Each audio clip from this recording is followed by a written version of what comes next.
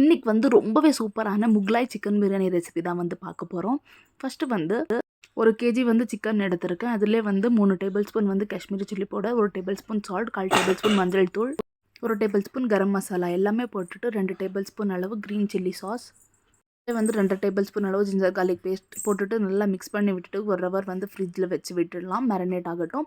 அப்புறம் வந்து 1 ஹவருக்கு அப்புறம் எடுத்து ஒரு எக், அப்புறமா வந்து கார்ன்ஃப்ளவர் மாவு வந்து 3 டேபிள் ஸ்பூன் போட்டு நல்லா மிக்ஸ் பண்ணி விட்டுட்டு எண்ணெயில் போட்டு ஒரு சைடு 5 மினிட்ஸ், இன்னொரு சைடு 5 மினிட்ஸ் வந்து வேக வச்சு செப்பரேட்டாக வந்து எடுத்து வச்சுக்கலாம். இந்த மாதிரி கலர் ஆனதும் எடுத்துடலாம்.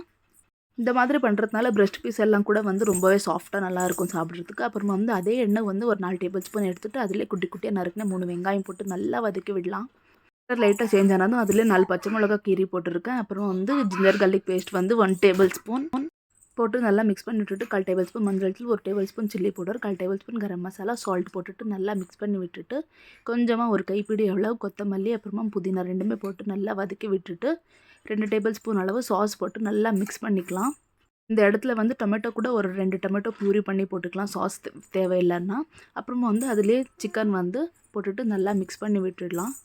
மிக்ஸ் பண்ணிவிட்டு நடுவில் கொஞ்சமாக லைட்டாக இடம் பண்ணிவிட்டு ஒரு 2 டேபிள் ஸ்பூன் எண்ணெய் போட்டு அதிலே 2 முட்டை வந்து போடலாம்.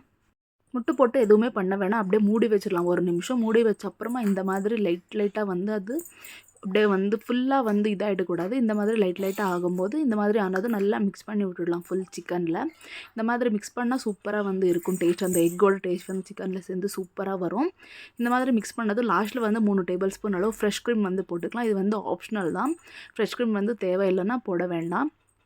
போட்ட அப்புறம் நம்ம சிக்கன் வந்து ரெடி ஆகிடுச்சு. லாஸ்ட்டில் கொத்தமல்லி புதினா தூவி விட்டால் சூப்பரான சிக்கன் ரெடி. இப்போ வந்து ரைஸ் ரெடி பண்ணிக்கலாம். அதே எண்ணெயில் வந்து 4 டேபிள் ஸ்பூன் எண்ணெய், பட்டை வகைகள் எல்லாமே போட்டுக்கலாம். பிரிஞ்சி இலை, பட்டை, கிராம்பு, கொஞ்சமாக சோம்பு, ஜீரகம் போட்டு நல்லா பொரிஞ்சதும் அதிலே வந்து 3 வெங்காயம் ஸ்லைஸாக கட் பண்ணி போட்டு லைட்டாக கலர் சேஞ்ச் ஆனதும் அதிலே வந்து சால்ட் வந்து 1 டேபிள் ஸ்பூன் அளவு கல்லுப்பு வந்து போட்டிருக்கேன். அதில் வந்து ஜிஞ்சர் கார்லிக் பேஸ்ட் வந்து ஒரு 2 டேபிள் ஸ்பூன் போட்டு நல்லா வதக்கி விட்டுட்டு 1 டேபிள் ஸ்பூன் அளவு ரெட் சில்லி பவுடர் வந்து போட்டுக்கலாம், கலருக்காக நல்லாயிருக்கும் ரைஸ். அப்புறமா வந்து அதிலே ஒரு கைப்பிடி அளவு கொத்தமல்லி, புதினா போட்டு நல்லா வதக்கி விட்டுட்டு அதிலே வந்து 1/4 லிட்டர் அளவு வந்து தயிர் வந்து ஆட் பண்ணிக்கலாம்.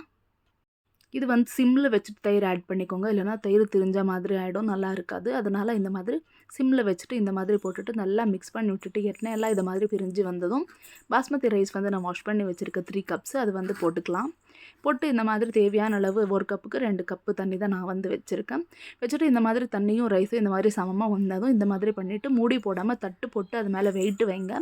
5 மினிட்ஸ் வந்து சிம்மில் வச்சுட்டு அப்புறமா 20 நிமிஷம் ஆஃப் பண்ணிவிடுங்க, தம்லே இருக்கணும். அப்புறமா வந்து ஓப்பன் பண்ணி பார்த்தா சூப்பராக வந்து வந்துருந்துச்சு. எல்லா ரைஸுமே வந்து சூப்பராக வெந்திருந்தது. நம்மளோட ரைஸ், சிக்கன் ரெண்டுமே சூப்பராக வந்து ரெடி ஆகிடுச்சு. கண்டிப்பாக நீங்களும் இந்த மாதிரி ட்ரை பண்ணி பாருங்கள், ரொம்பவே சூப்பராக இருந்தது. இந்த வீடியோ பிடிச்சா மறக்காமல் சப்ஸ்கிரைப் பண்ணி லைக் பண்ணிக்கோங்க. தேங்க்யூ.